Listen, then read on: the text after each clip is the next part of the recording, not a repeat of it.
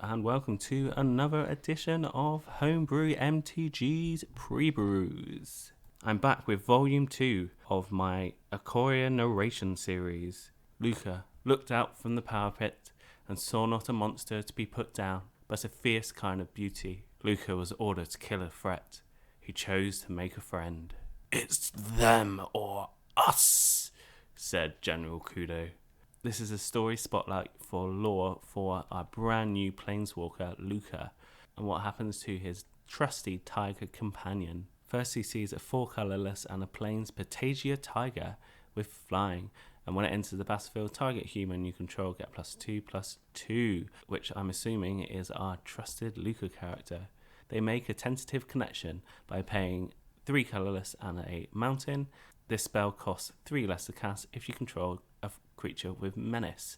Doesn't necessarily tie in with the white card, but it's still a nice little effect for an act of treason style stealing of a creature. Gain control of target creature until end of turn, untap that creature, it gains haste until end of turn. And finally, to finish our story, it ends with a Heartless Act.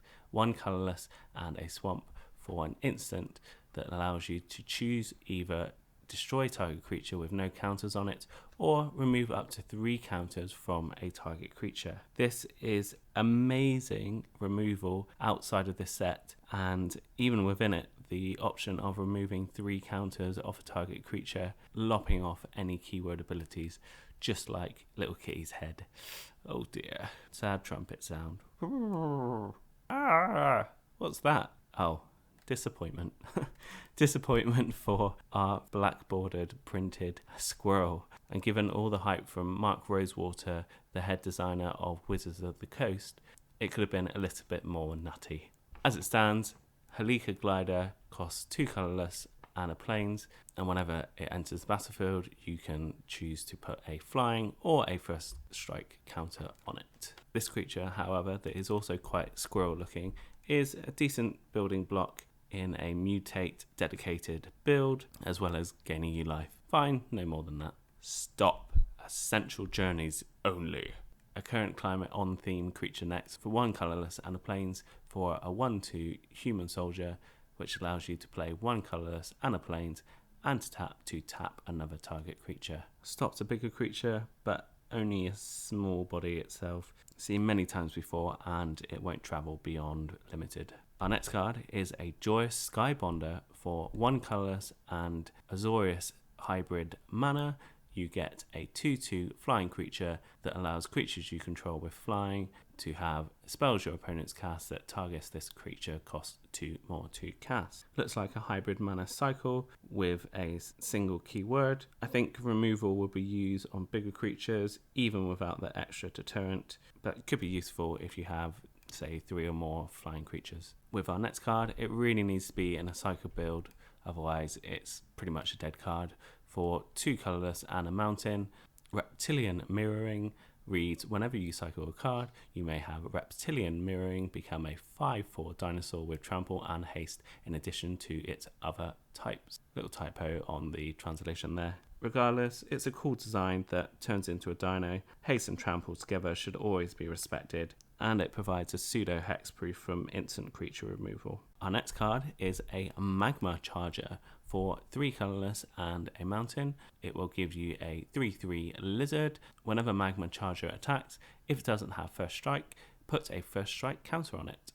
Whenever Magma Charger attacks, if it does have first strike, it gains double strike until end of turn. 4 mana for a 3/3 first strike is okay. A 3/3 double strike is great. So if it survives the first attack and you can put some trample on it, then happy days. A for aggressive, L for liking in limited. We're getting corny for our next 2 cards.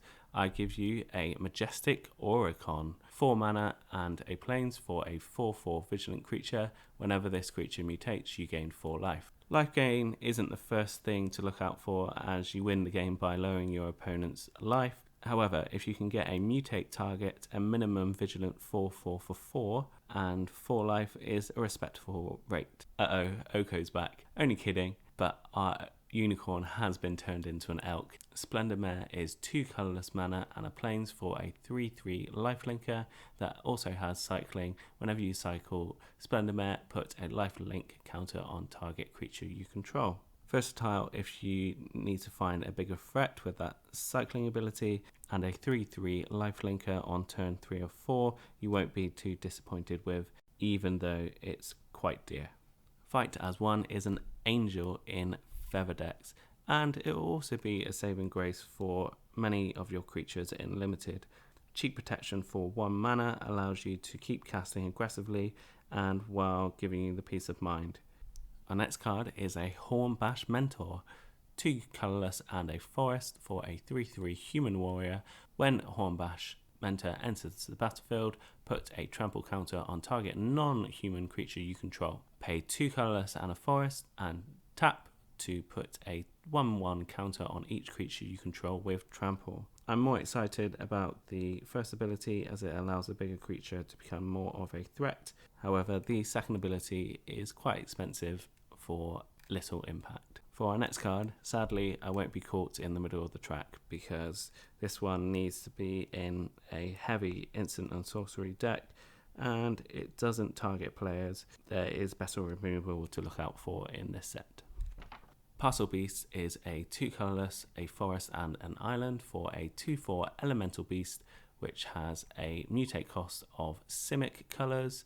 That also allows you to pay 1 and tap to look at the top card of your library. If it's a land card, you may put it onto the battlefield.